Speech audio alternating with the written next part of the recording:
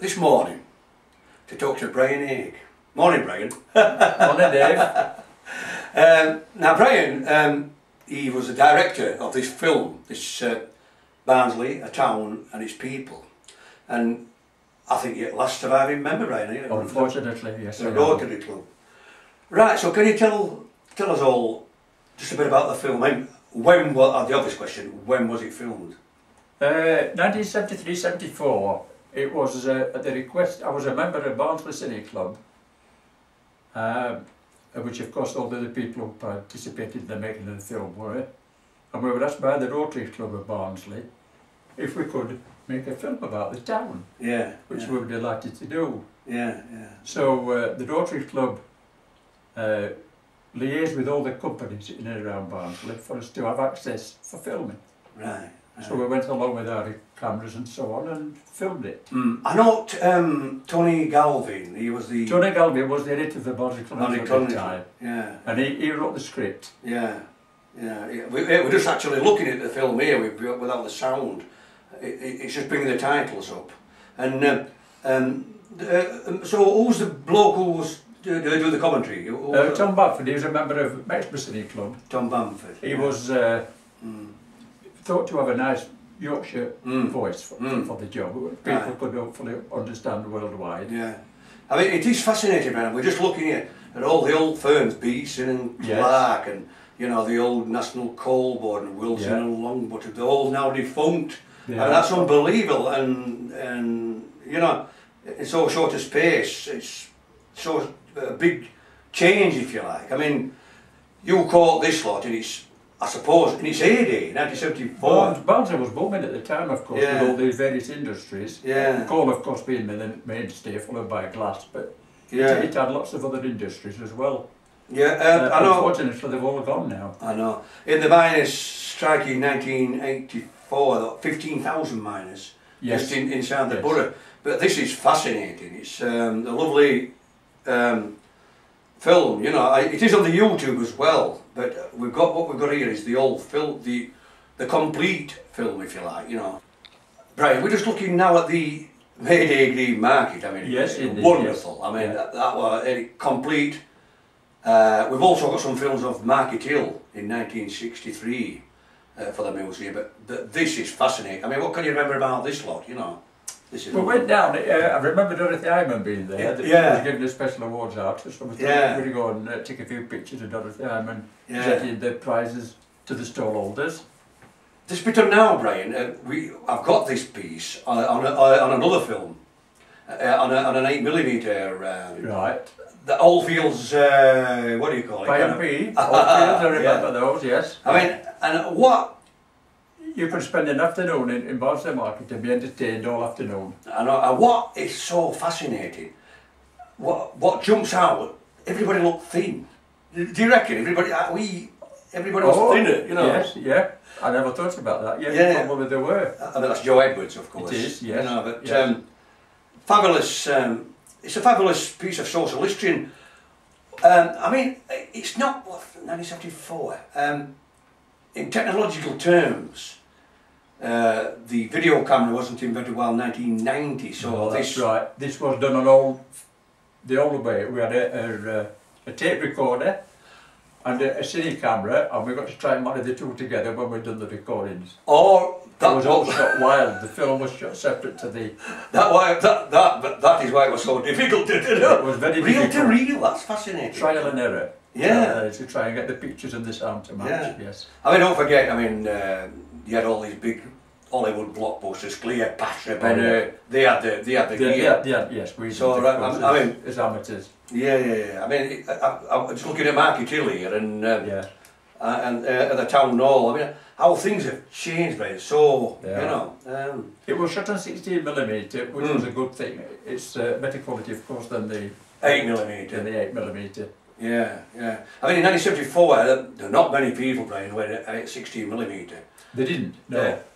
let's call it the lower end of the working classes, or like me, they only had 8mm, you know. But, well, there were, in the City Club, there were 3 businessmen who was equipped with 16mm, right, and the rest of us had 8mm. Yeah, and all the other guys are dead, they've all passed away. They've all gone, unfortunately, yes, they have. And a question, right, was it a big thing, this, you know, City Club? There will be 20 to 30 members, probably about 20. We used to meet in the pub, which is now gone, the Wheatsheaf. The town, yeah. It's now going to made way for the roundabout, for the town and roundabout. Yeah. Prior to that, we met in the Red Cross room at the bottom of Victoria Road. Mm. Oh yeah. And then we transferred to the Wheatsheaf. It was a longer, more suitable room for projecting films. So obviously you had like small showings and that, you know. Did the people bring their own films? And oh yes, yeah. We used to holiday films, and we used to hire films, classical things, and show them every week. Yeah. As I say, I mean, the advent of computers and about 10 years ago, it all changed. It did. And as I say, you're very fortunate, Brian, because it was only the people with a few money, like with a bobbage who could afford these things, you know. Yes. I used to watch films sparingly at the time, going back to 74, if you bear in mind that a reel of 8mm film, which lasted 4 minutes, was £3. Kodak and Ilford. Kodak film, that's correct. £3 for 4 minutes, that was very, very expensive at the time. It was a day's wage, if you like. So you got to use the film sparingly. I know. We bought our first one in 1968, me and Santa. We just got married and everybody thought we were stupid. They thought we were mental. Well, you know, we had much, you know. I've had comments made to be similarly, but it was my hobby. I know, a marvellous thing to look back on. It's marvellous. It was my hobby, it's something I did. We're just looking here, Brian. What's this? This is the town hall, of course. We took that in the mayor's parlour in the town hall. Sorry, in the council chamber in the town hall. Yes, we did. Yeah. It was rather difficult to light because the film in those days was very slow compared to modern video cameras, camcorders. This bit's intriguing, Brian. That was taken in the old just behind the Wood Street area. Oh yeah. Barebones. Yeah, the Barebones. Previously the Barebones. It was taken there. Yes, it was. Yeah. It was Sheffield Road. Yeah. And this is a new school. What's the rail? Is it? No, that was taken to Athersley actually. Yes. Yeah. Oh, you captured that there. Yeah. Yes. That's Rotherham Road. It is. That's where the traffic cop always stands with the camera. Yeah. Right, we're just looking at. Was it Wood Street, the old police station? No. The police station you see there, that was behind the drill hole on Eastgate. Eastgate, I Eastgate, yes. Yeah. And the fire station, of course, that had moved. It was, yes, the fire station that was Broadway. It had not been open very long when we took those pictures. On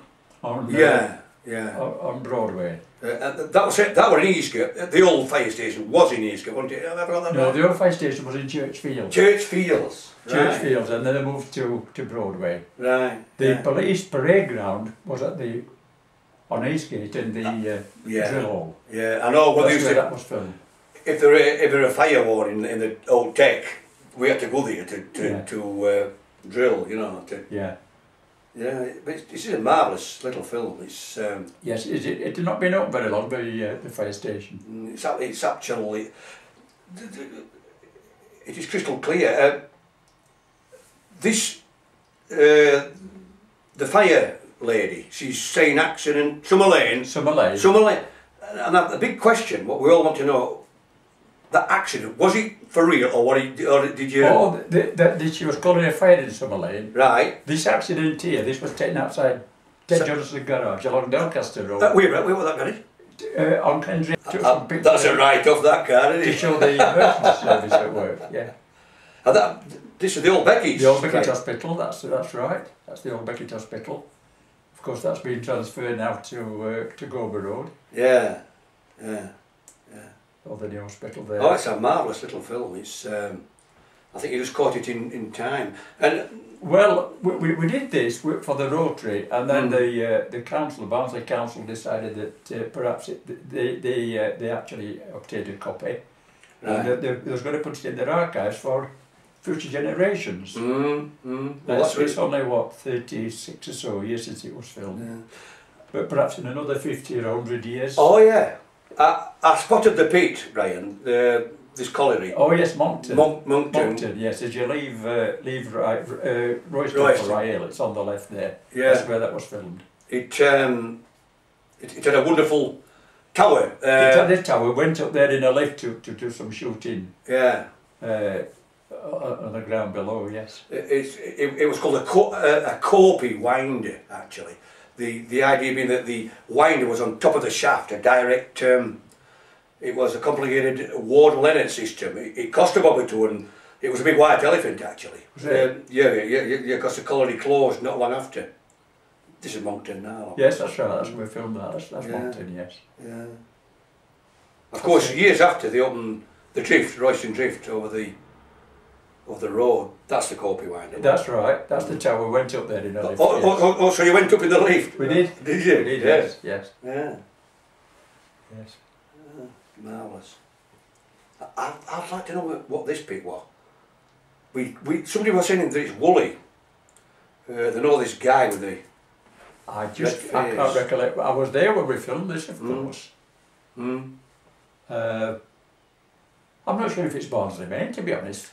It could have been. It could have been. It might have been Barnsley Main. Yeah. That guy there, you're well known. I remember his face well, but I think it might have been Barnsley Main, actually. But I'm not sure. So, when the first film was first made, you just showed it locally, like. We did. We showed it at the Rotary Club, of course. And they kindly presented us with a plaque each. The actual processing, Brian, of the film, did you all have to get it onto 16mm then? Or did you have to pay separate like that? No, it was filmed on 16mm. It was filmed on 16mm Kodachrome. Right. And then we edited the film on the original, which was not the thing to do, but we took bear in mind the costs. Yeah. So we edited it, and then we sent it away for copying. And the original sound went on a magnetic strip. There was down the side of the film in those days, and then when it transferred to optical sound, sent it away to Kodak, and they transferred it and made 3 copies. Yeah. Yes. Put optical sound on. Yeah. As I said, Brian, I had a lot of trouble with the gentleman at the beginning with the glasses. Yes. His voice. His voice has not come out true at all. No. It's a far richer, deeper voice than But as I said, Brian, I could only film what's there. That's right. I can't make Bernard out of it. No. Yeah. A nice voice. And of course, Brent, there's 8 or 9 minutes, perhaps 9 minutes, of film that are extra to the original Bygone Barnsley thing. And that's right. On the YouTube. Well, of course, I can understand that because there's lots of superfluous shots in this film. Yeah. We went round and we did a bit with amateurs. Oh yeah. Simply amateurs. The thing being, I think this is the original, and that's been edited. It has been edited by the people who made the video. Yes, it has. As you said, they cut 89 minutes or so out of it. Yeah. Quite right. It could have cut it even more, but nonetheless, it does show the town. It would be a shame to lose it. Oh yeah. Pleasure talking to you, Brian. You know, it's the first time we've met, and it is indeed. I think his paths have crossed a few times, or nearly. You know. And it's been wonderful, and I think it's a bit of something for the town, like, isn't it?